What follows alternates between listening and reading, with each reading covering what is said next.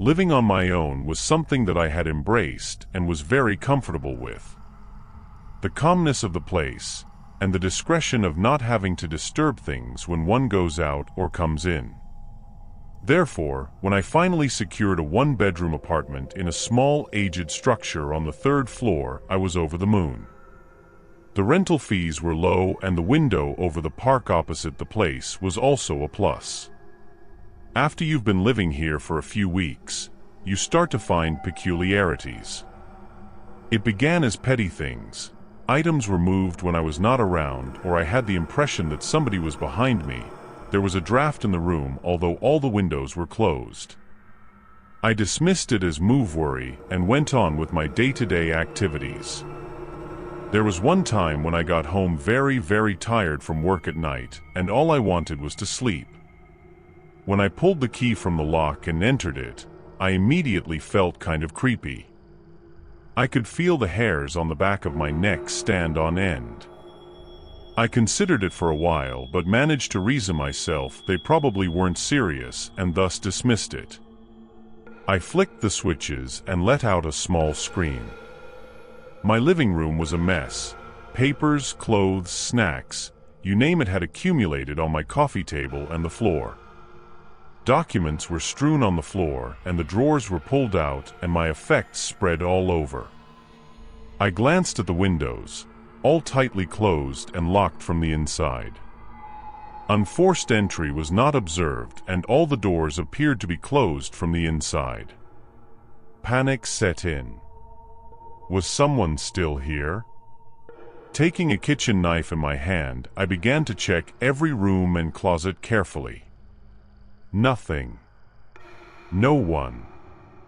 I reported to the police, and they conducted a search, and there was no evidence that the house had been burgled. They referred it to as an animal and could have been a prank. But I knew better. Something felt off. The disturbances continued. Indications were felt. I found at night there would be slow sounds as of somebody stalking about. From the corner of my eye, I saw shadows and wanted to turn to see what was there, but when I turned, there was nothing.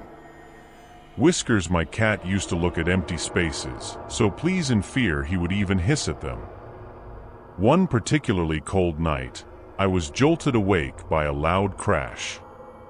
My bedroom door, which I always kept closed, was wide open.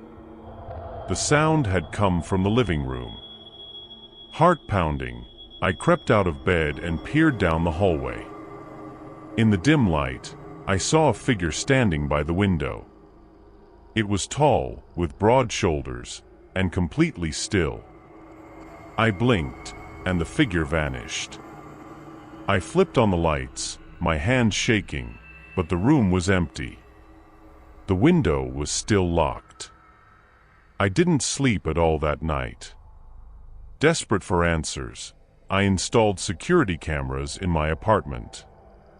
Days went by without incident, and I started to feel a bit foolish. Maybe it was all in my head. But then one night, I finally caught something. Reviewing the footage the next morning, I saw it. In the middle of the night, my bedroom door slowly creaked open.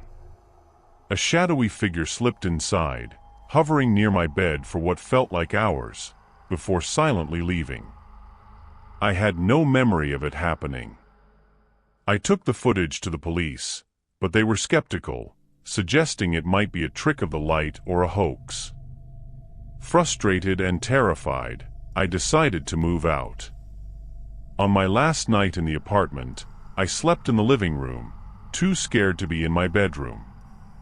Just before dawn, I woke up to a whisper in my ear, "Don't leave." I bolted upright, but no one was there. I left the apartment that day and never looked back. To this day, I don't know who or what was sharing my home.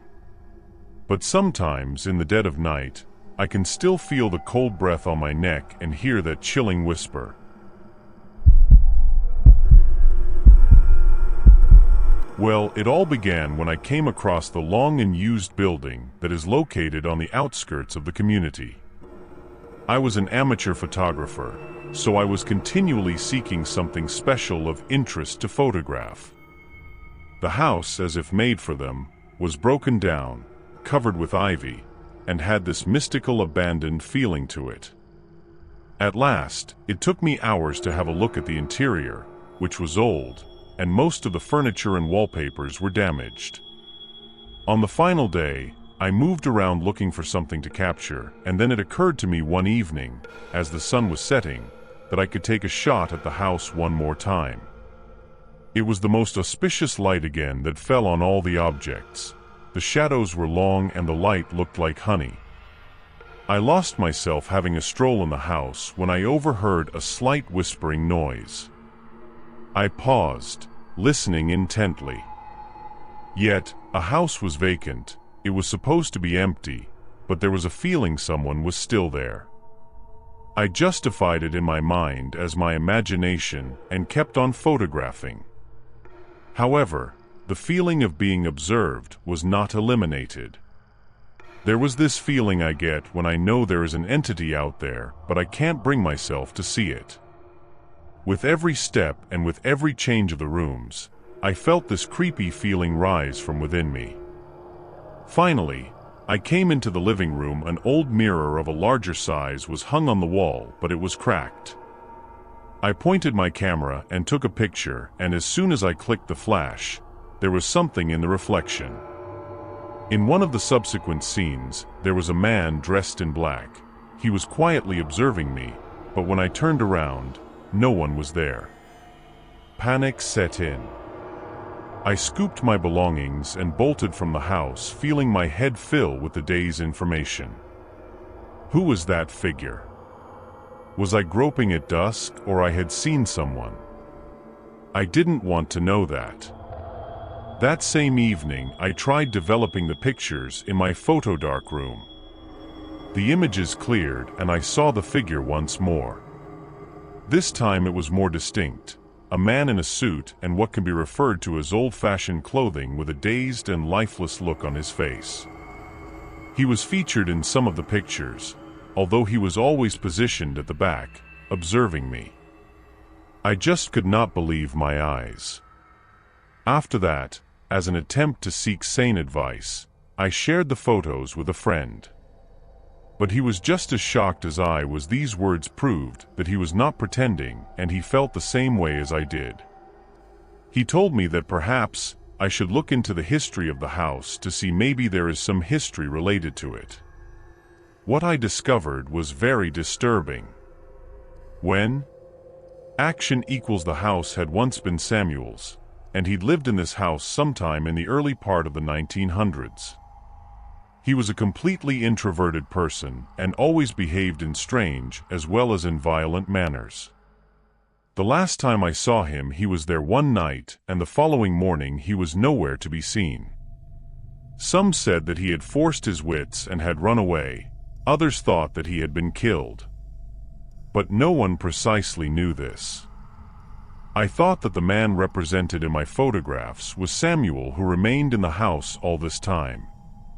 I never found my way back to the house, but the apparition of Samuel haunts me to this date. I can feel that he is still following me, especially at nighttime when I am alone in my darkroom.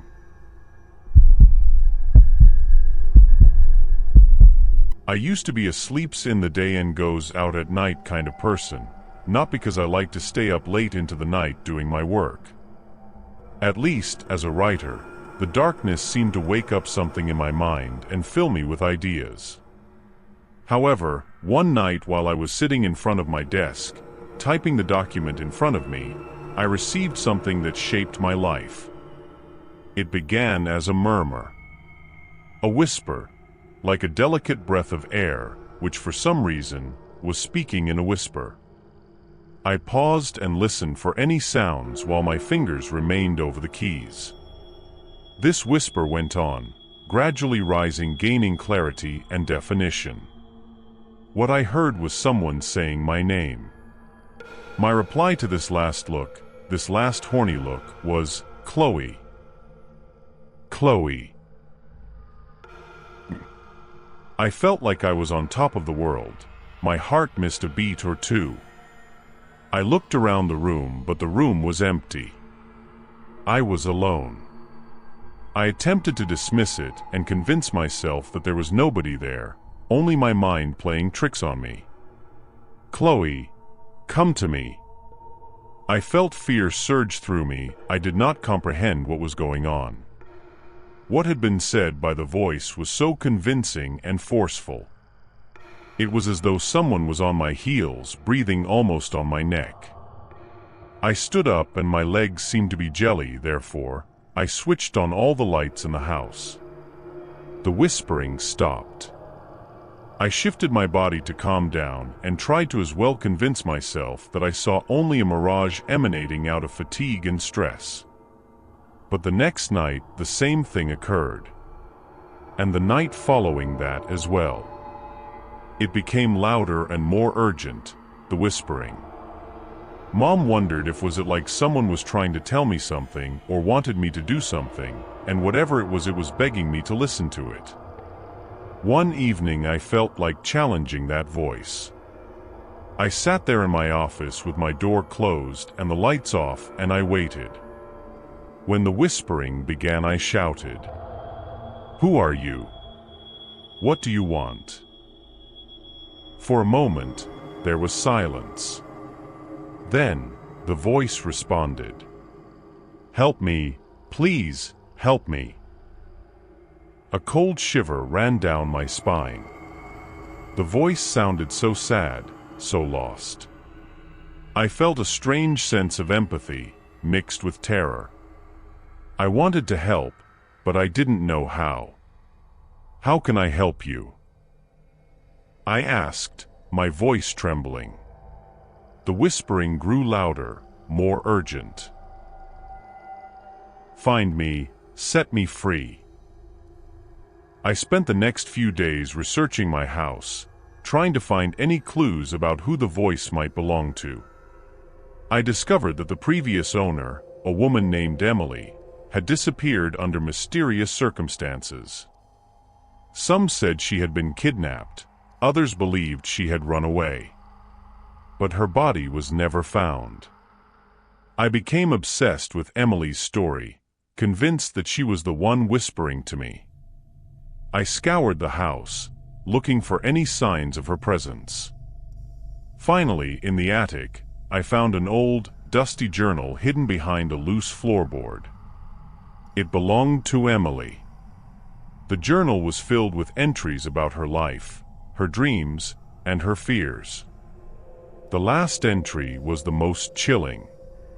She wrote about a man who had been stalking her, watching her from the shadows.